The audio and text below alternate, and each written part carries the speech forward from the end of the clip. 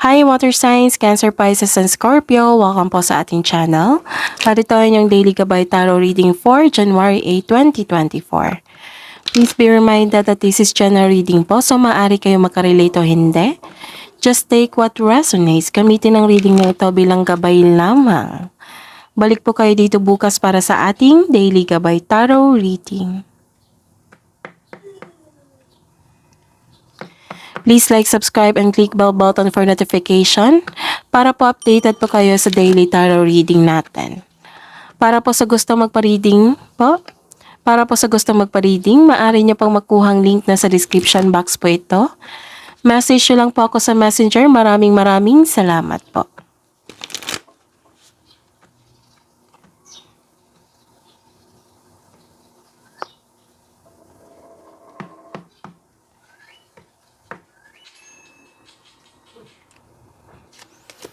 Spirits guys, ano po ang ganap sa araw na ito ngayong January 8, 2024 para po kay Cancer, Pisces, and Scorpio?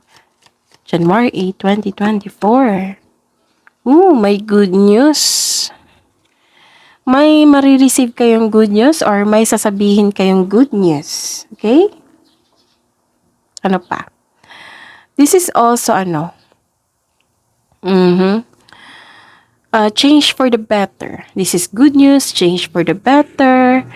This is, pagbabago. Pagbabago to sa inyong buhay eh. This is movement. For example example ito.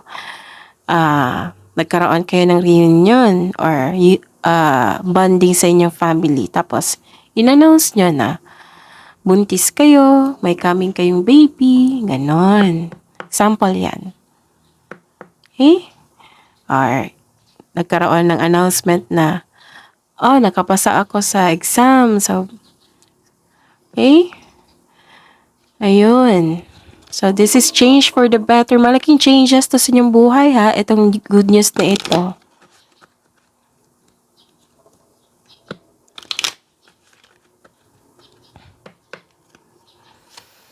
Ano po ang ganap sa araw na ito ngayon, January 8, 2024 para kay Cancer, Pisces, and Scorpio?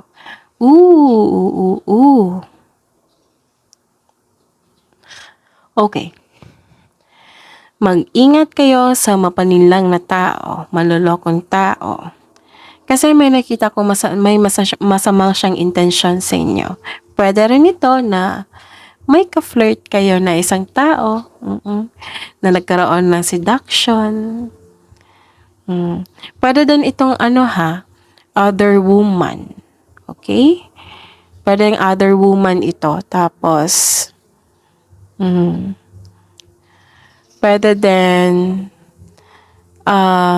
may nakita kasi akong trouble eh. Parang pag-aaway ng isang lovers. May nakita akong pagsisinungaling.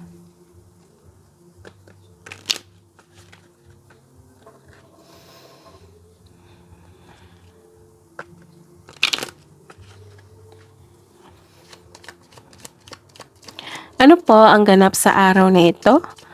Para po kay Cancer, Pisces, and Scorpio ngayong January 8, 2024. Lumabas din dito, baka itong taong ito, yung malulokong taong ito, may balak siyang, anong tawag ito? May balak siyang kunin sa inyo. Okay. Isa itong magnanakaw, maluloko pa, magnanakaw pa, so package. So, ingatan nyo ang malaking value sa inyo, kaperahan, mahalagang bagay, isang tao rin. Okay, so, pwede din itong kasi may nakita kong other woman dito, third party. And, may nakita ko dito na isang tao na dina-downgrade kayo. And some of you, okay? Ingatan ninyong health. Baka sa sobrang stress nyo, magkasakit kayo. Baka lang. Example lang yan. Okay, hindi ko kayo tinatakot. Don't take this as negative. Like this is gabay, Cancer, Pisces, and Scorpio. Kung kailangan iwasan, iwasan nyo talaga.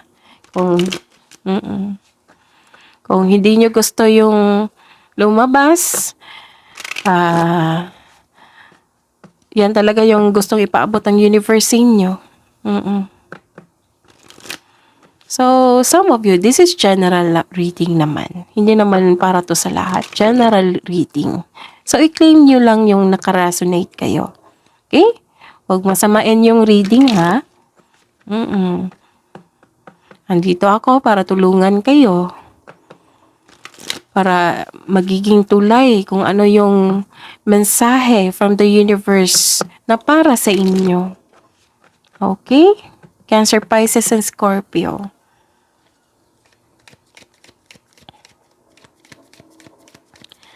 Ano pa ang mensahe? Ano pa ang mensahe para kay Cancer, Pisces, and Scorpio ngayong January 8, 2024? Lumabas na naman. Clear the past, heal the present. So, clear nyo yung past nyo, heal the present. Huwag nyong dalhin yung problema nyo sa past, sa present. Kung masyado kayong tumutok sa isang past or present, na walang kilo sa present, nako, paano na kaya yung better outcome nyo, future nyo? Paano na kaya yung future? Ano yung, kailangan yung workout yan eh.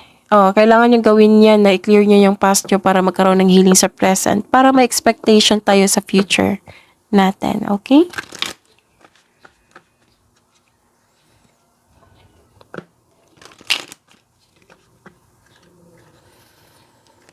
Ano pang mensahe po para kay Cancer, Pisces, and Scorpio ngayong January 8, 2024? So, simplify your life. May paglilipat, pag-travel, relocation.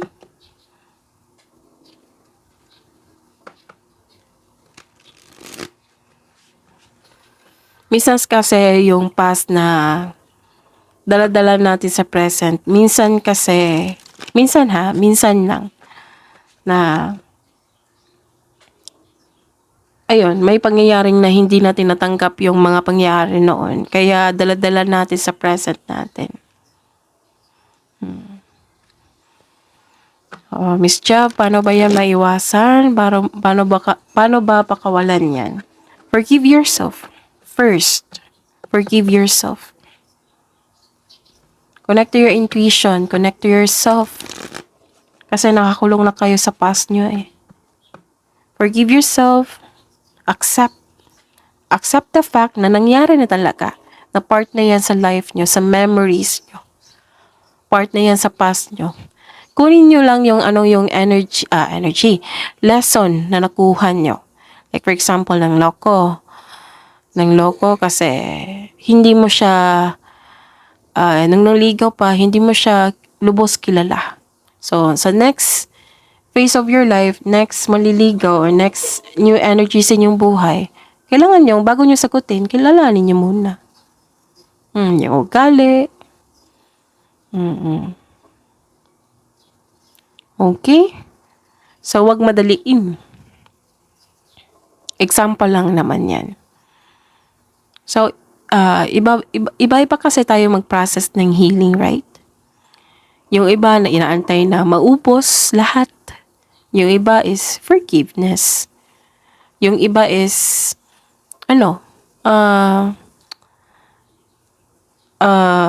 nag-focus sa bago. Nag-focus sa present. Yun. Iba-iba kasi tayo mag-process ng paano magkaroon ng healing from heart aches o from the past. So, alam nyo na yan kung paano kayo mag-heal. So, and ask divine assistance also. Kasi, yan yung tutulong rin sa inyo. Makinig din sa inyong intuition. Siguraduhin nyo yung sarili nyo na magiging okay kayo. Ang swerte naman ng taong nyo, naisip-isip nyo na malay nyo ba sa oras na ito, tawang-tawa na yun or happy siya ngayon. Na ikaw ang lungkot-lungkot. 'Di ba? Unfair naman nun. So, kung siguraduhin mo yung sarili mo, isipin mo yung sarili mo. Okay? Yan yung pinakamahalaga. Andito ka, 'di ba? Isipin mo na kung ano ka nung wala pa siya. Yon. Pwede yan eh. I'm sure most of you sasabihin na mas gusto ko pa noon yung sarili ko na wala pa siya. Ayun. Malay mo ba na malay natin na makaya mo na ibalik yung sarili mo or iba ka na ngayon. Ayun. Mag-iiba kasi tayo eh if we take this as a lesson itong past journey nyo. Mas maging matapang kasi kayo niyan, mas magkaroon kayo ng self-confidence. So, huwag niyo sisihin yung sarili niyo. Wala namang perfect na tao. Okay? So, kailangan lang tanggapin. Let go. Acceptance, forgiveness, let go, and move on, move forward, take an action. So, try nyo tawag nito. Try nyong isipin nyo yung mabuti. Isipin nyo mabuti yung mag-isa ka pa. Kaya nyo nga yung wala pa siya, ngayon pa. Or, kung hindi nyo mapatawad yung sarili nyo, paano mo makikita yung better outcome sa inyong future? Diba? Sayang naman. Sayang yung oras, sayang yung panahon. So, forgive yourself. Acceptance talaga. Kasaapa talaga yan. I-process nyo. Tapos, ayun. Magtataka ka lang na pagkabukas or susunod na araw, buwan, okay ka na. And, may iba din na mag-process ng healing is, kumukuha sila ng inspiration, bagay man, tao, hayop, oo. Inspire sila sa kanilang pet, inspire sila sa kanilang kapatid, sa kanilang parents, sa kanilang kaibigan, ganun. Para magkaroon kayo ng motivation. Pag-isipan nyo ng mabuti niyan. Kung may nawala mang tao, may nawala mang bagay, isipin nyo na mas, isipin nyo yung natira. Yung nasa iyo ngayon. Focus na kayo sa kung ano yung nasa iyo ngayon. Okay? Kung bagay man yan, pwede mo naman yan pagtrabahuin. Kung tao yan, so, isipin mo let go mo na yan, yung tao. Hindi naman natin makontrol yung tao, di ba? May sariling isip yan. So, hayaan nyo, makarealize siya. Or kung hindi siya babalik, then go. Para, darating yung new energy or tao na para sa inyo. Pero darating yan kung sa tingin ng universe na handa na kayo. Kailangan maging handa kayo. Ano po ang energy ni Cancer, Pisces, at Scorpio ngayong January 8, 2024? Kasi pahaba yung mensahe ko kasi bawat reading ko kasi sa inyo is may inaalala kayo sa past nyo. So, kailangan mo talagang i-resolve yan, Cancer, Pisces, and Scorpio. Huwag nyo pahirapan yung sarili nyo kasi hindi nyo deserve yan. Hindi nyo deserve na maghirap. Hindi nyo deserve. Huwag nyo pahirapan ng yung sarili. Hindi nyo deserve yan. He deserve nyo maging happy. Ano po ang clarification of this card po?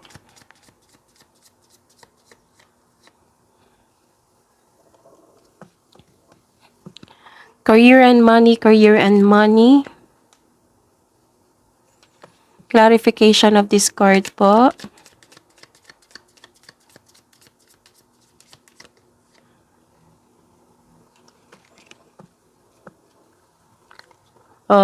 Love and romance, self-love, partnership, and romance ni Cancer, Pisces, and Scorpio ngayong January 8, 2024. Clarification of this card po.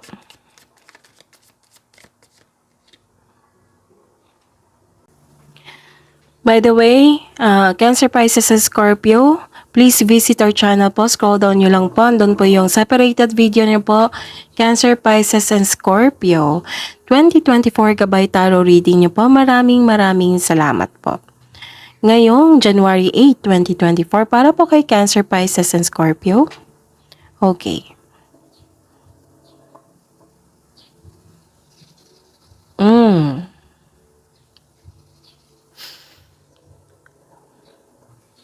Ang sabi po ng card dito na huwag kayong magtanggap ng trabaho. Huwag mag-say yes kung hindi naman akma sa inyong schedule or hindi na kaya. Okay? Iwasan nyo magkaroon ng burnout sa araw na ito. Baka mahirapan kayo natapusin itong gawain na ito. Okay? So, ang sabi rin dito na be confident. Be confident, do not fear, do not give up. Take your work to the next level. Kaya mo yan. Cancer, Pisces, and Scorpio. Tapos ang advice din dito na kung pwede po na mag-step out kayo sa comfort zone nyo. If you are really serious about your growth, then step out from your comfort zone. So, para gawin ito, kailangan ng pagpaplano. Para tuloy-tuloy ang hakbang.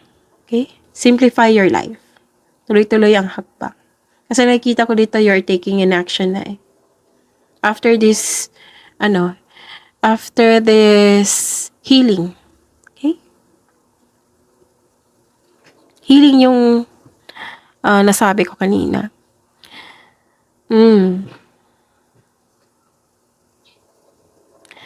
Tapos, sabi rin dito na kung may dumating na pera sa inyo ngayon, kailangan nyo dong i-save po. Kasi magagamit nyo yan soon sa binigay na opportunity sa inyo. Okay?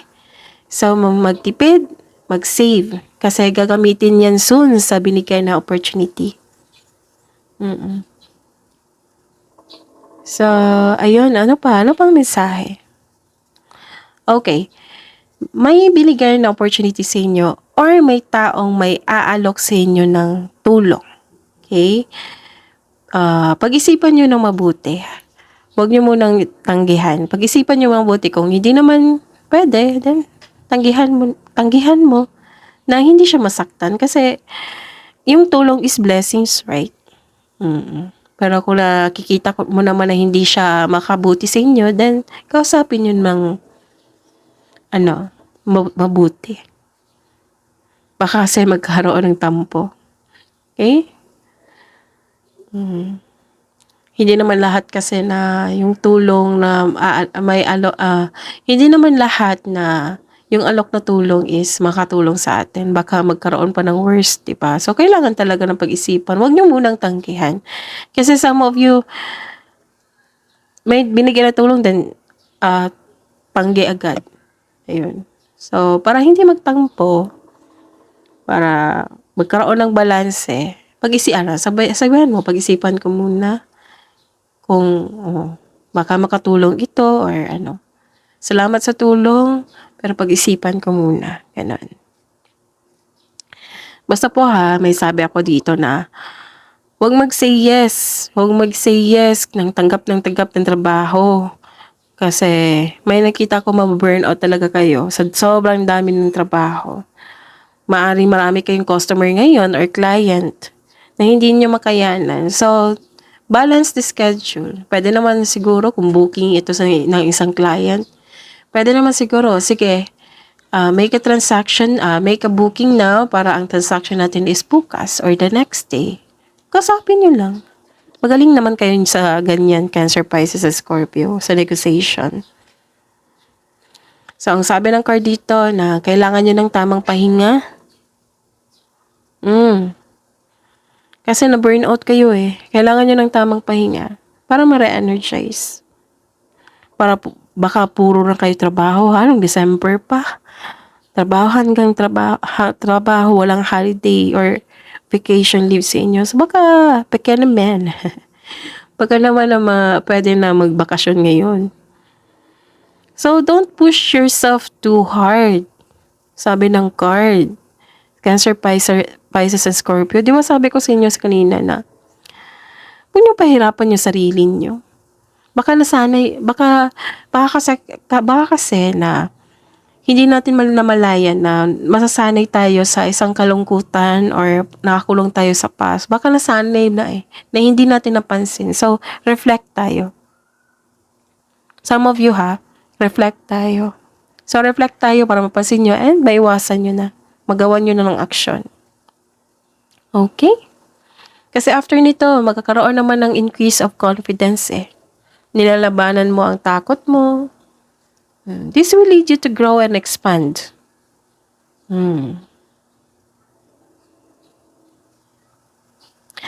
May nakita ko dito, after this emotion na naramdaman mo, may nakita talaga akong next level, mag next level ka na ng prosperity na matagal mong hinihintay. Pero kailangan mong i-workout to, kailangan matapos tong i-process mo itong nararamdaman mo na pagod, burnout,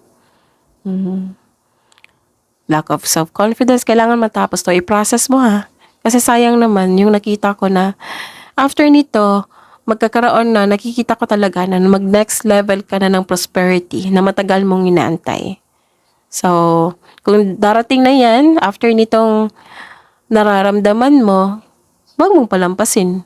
Huwag mong palampasin itong pagkakataon na ito, okay? Kasi chances yan. Prosperity ang nakikita ko.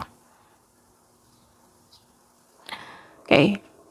Kasi may dagdag trabaho dito maaaring dagdag investment to kasi hindi ko naman kayo masisi na tanggap kayo kasi wino-workout nyo Pero, ayun, isipin nyo naman yung sarili nyo. Don't push yourself too hard. So hard. Okay? May nakita rin ako dito na after this i-process mo yung emotion nito, may i-workout ka ng new skills or dagdag kaalaman. May nag-aantay talaga na opportunity sa inyo after this emotion na i-process nyo. May offer na business, opportunity, job opportunity.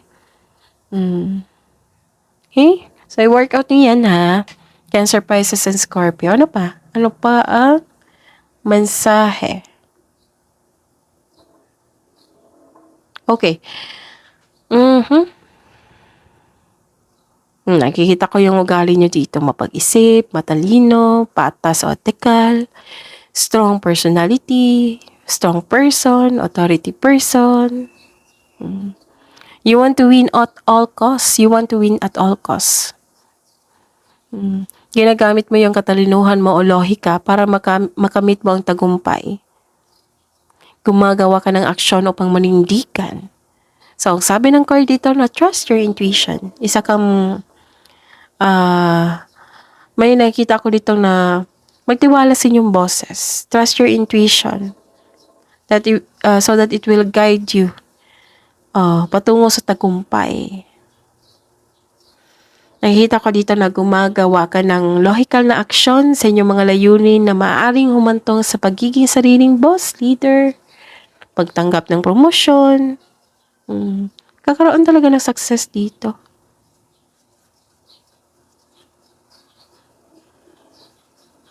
Tapos may nakita rin ako dito na maaaring nasa daan na ang mabuting balita sa mga legal na usapin. Yung inaantay niyo po.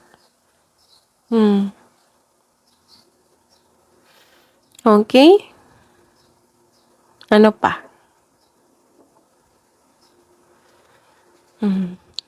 After kasi nito, di ba sabi ko sa inyo, kung i-workout nyo to, i-process nyo itong yung nararamdaman nyo, ito yung ma-achieve nyo. Tagumpay. Mostly kasi dito tagumpay sa career and money. Matalino, matagumpay. Tagumpay, ginagamit ang lohika kaysa sa emotion. Humahaba yung pasensya mo. Mahaba talagang pasensya ni Cancer, Pisces, and Scorpio. Yan yun. Kilala ko to si Cancer, Pisces, and Scorpio. Mahaba ang pasensya.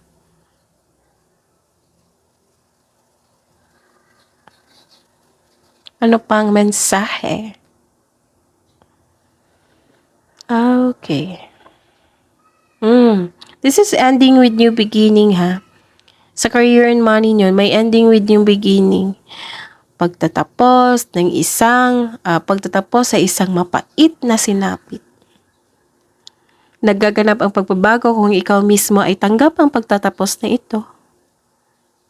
Ang pagsuko, 'di ba? Sabi ko kanina na, 'di ba? Magtagal ko dito. Binanggit ko. Kasi lumabas naman ito ng past, 'di ba? Yung hindi mo matanggap. Kailangan talaga i-work out mo 'yan.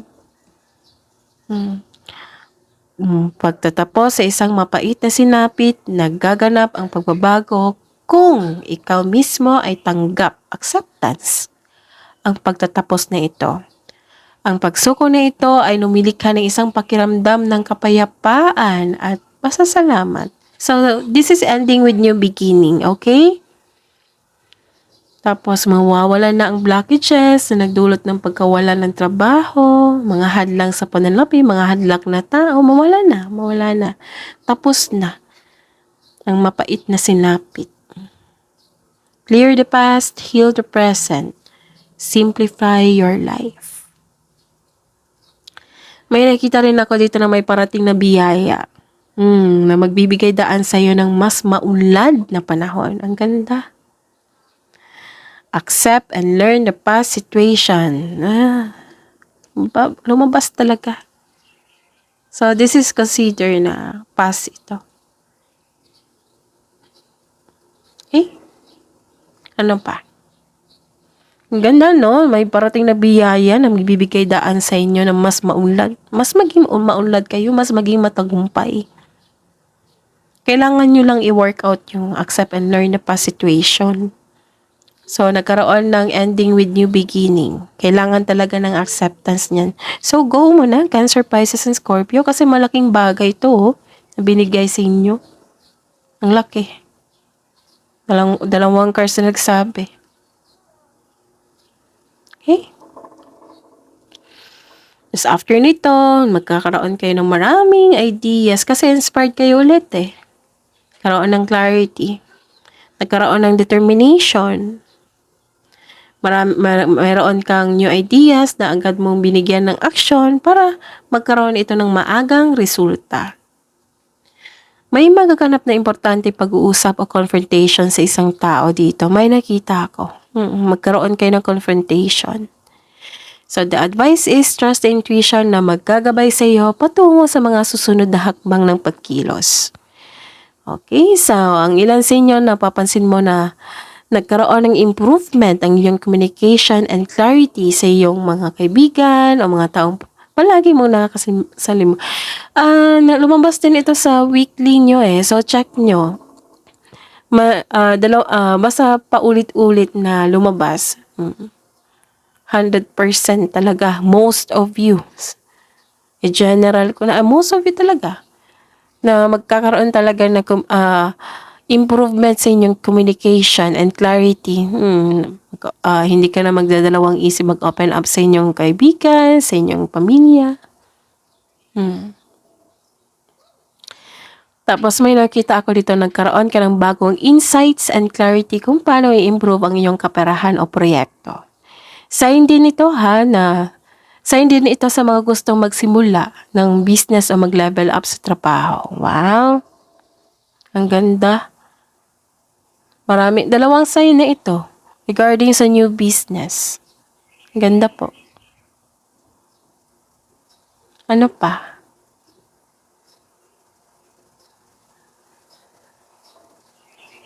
Okay.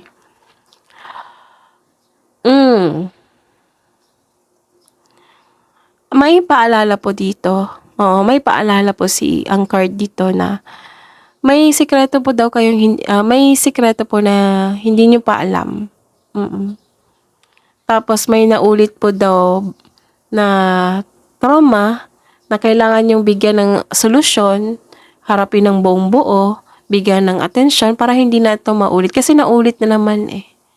So, ayun po, yung reminder po ng card na ito sa inyo.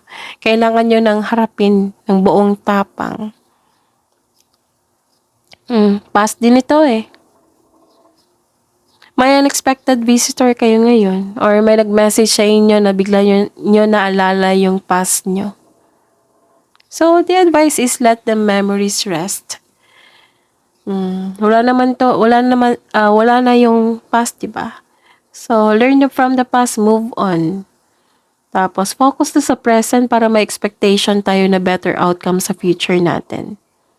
Kasi kung kakalook back natin sa past, naging stagnant na yung araw nyo. Paano na kayong present nyo at paano naman yung future nyo? Okay? So, kaya nyo yan, Cancer, Pisces, and Scorpio. This is all about past. So, i-workout nyo yan, ha? Sayang naman yung nag-aantay sa inyo na blessings, oh. Tagumpay.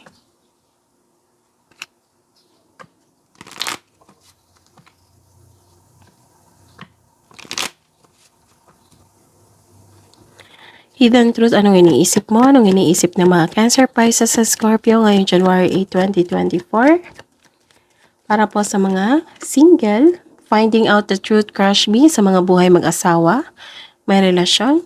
I know I was a distraction from your pain.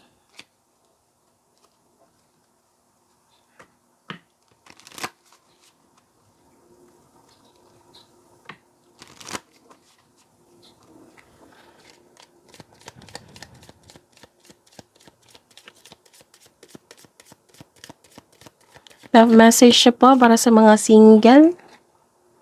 It's time to commit. Be one with nature. Kailangan nyo talagang magbakasyon.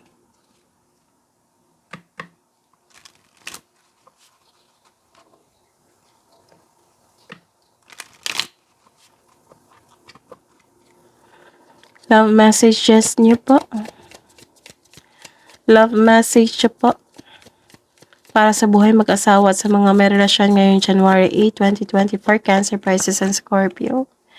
Boundaries. You need to teach people how to treat you by being clear on what you will or won't allow. So, put boundaries. Letting go. If someone leave you confused more than comforted, you need to reassess their access to you.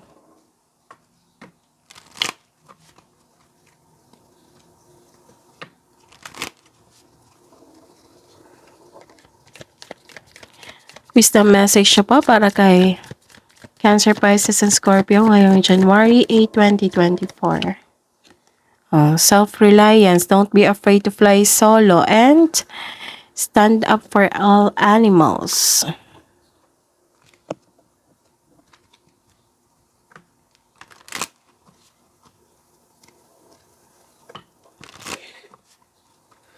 Kabuang advice niyo po para kay Cancer, Pisces, and Scorpio ngayong January 8, 2024.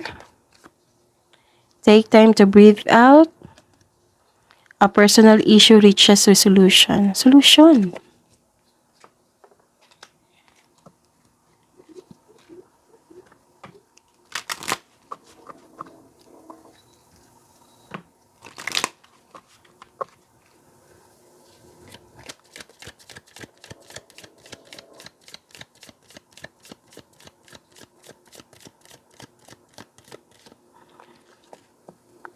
Spirits, guides, angels, archangels, guardian angels para po kay Cancer, Pisces, and Scorpio ngayong January 8, 2024. Passion, message from Archangel Haniel. Trust and follow your renewed passion in your love life and career. Wow, prosperity, oh. Message from Archangel Ariel. Your material needs are provided as you follow your intuition and manifest your dreams into reality.